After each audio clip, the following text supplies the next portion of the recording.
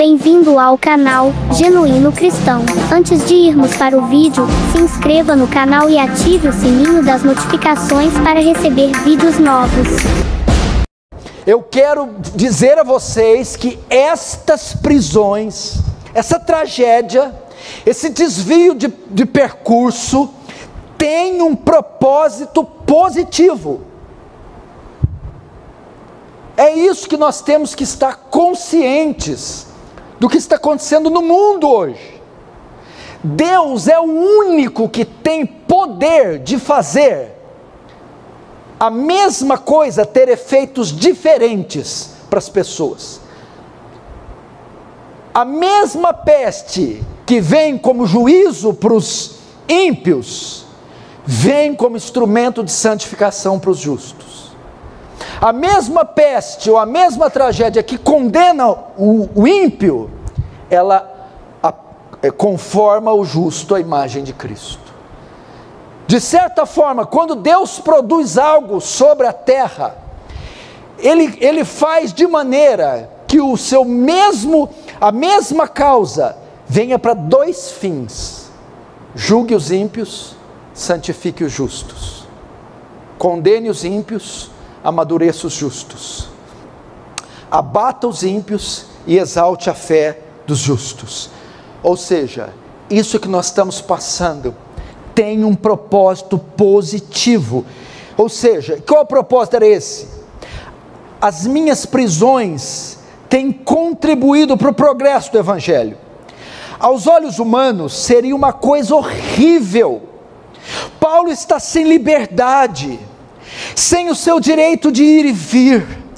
Paulo não pode pregar. Paulo está confinado em uma prisão. Aos olhos do humano isso é horrível, mas aos olhos divinos isso é bênção. É bênção. Isaías 55, 8, 9 diz: por quê? Porque os meus pensamentos não são os vossos, nem os vossos caminhos os meus caminhos, diz o Senhor. Porque assim como os céus são mais altos que a terra, assim os meus caminhos mais altos que os vossos caminhos, e os meus pensamentos mais altos que os vossos pensamentos.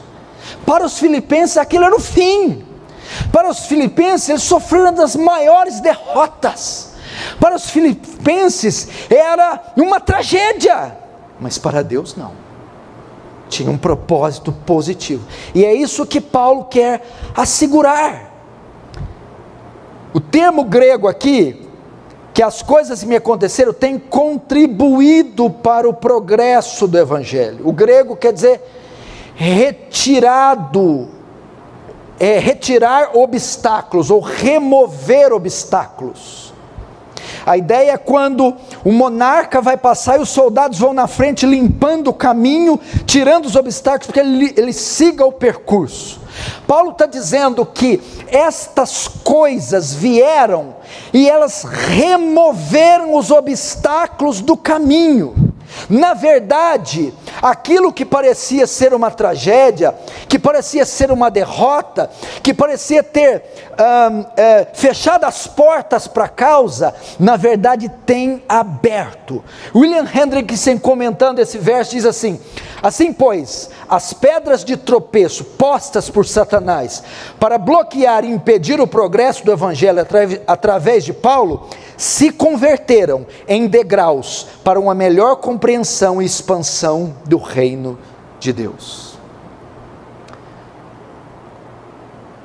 Para os filipenses parecia que as portas se fecharam, mas para Deus as portas estavam se abrindo. Parecia que agora Paulo parecia que agora tinha chegado o fim de Paulo. Na verdade não, era o início da difusão do Evangelho no centro, na capital do Império Romano. Queridos irmãos, se nós olharmos com os olhos carnais, os olhos naturais, nós vamos perder o ânimo, nós vamos entrar em desespero e perder o controle.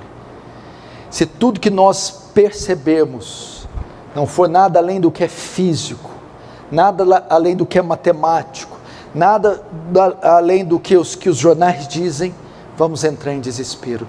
Mas Deus trabalha em uma outra ótica, em um outro prisma.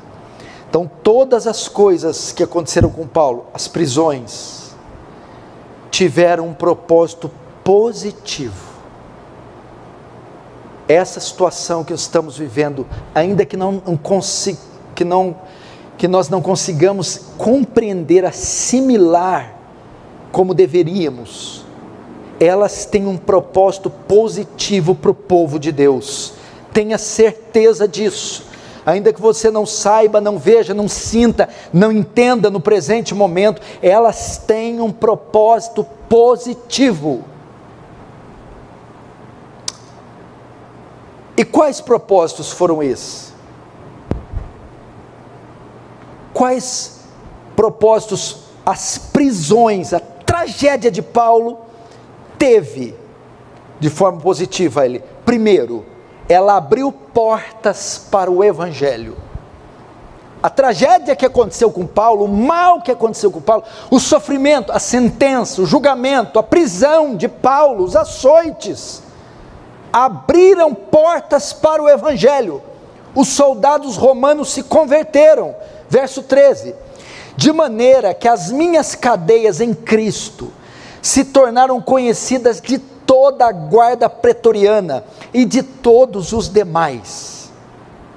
O que é isso? Através das prisões de Paulo, os soldados romanos se converteram.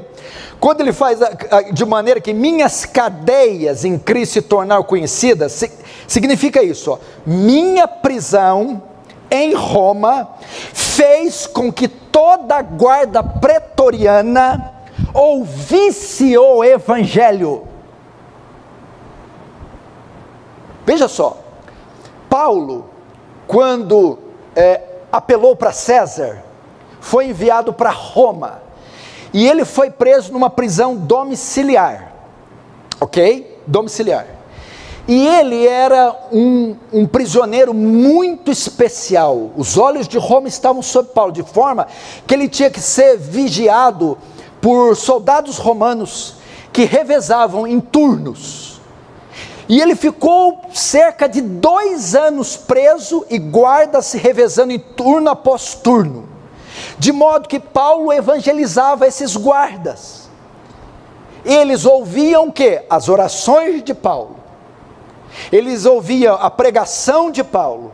Eles viam o testemunho de Paulo.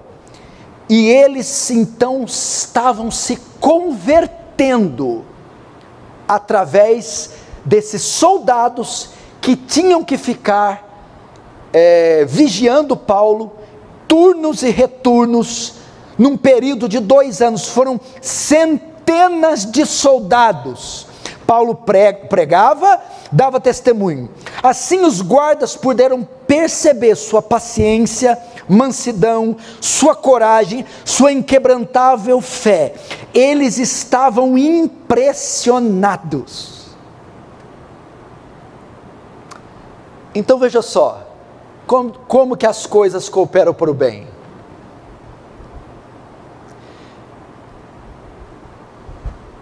Paulo queria pregar no coração do Império Romano, na capital do Império, Roma, mas não tinha jeito de entrar lá.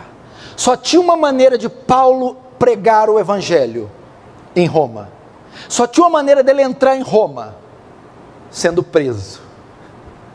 Na verdade, quando eles prendem Paulo, o Evangelho está penetrando na cidade de Roma, através da prisão de Paulo. Então a única maneira do Evangelho entrar era com a prisão de Paulo.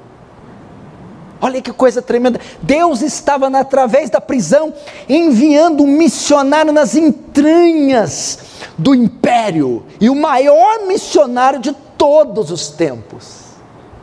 Então o que parecia ser uma sentença, o que parecia ser uma tragédia, na verdade, era uma obra evangelística, missionária. E eles começaram a se converter. Filipenses 4:22 diz isso: todos os santos vos saúdam, especialmente os da casa de César. Ué, os da casa de César? Como é que eu vou saudar alguém da casa de César? A saudação é para irmãos. Quem são os da casa de César? Quando fala guarda pretoriana, é a guarda de elite do próprio imperador. Era a guarda pessoal de César. Quando Paulo fala, vos saúda os da casa de César, eram estes soldados que, nestes 2 anos de prisão, foram evangelizados por Paulo e se converteram. Como foi que a prisão de Paulo contribuiu positivamente para o bem dele?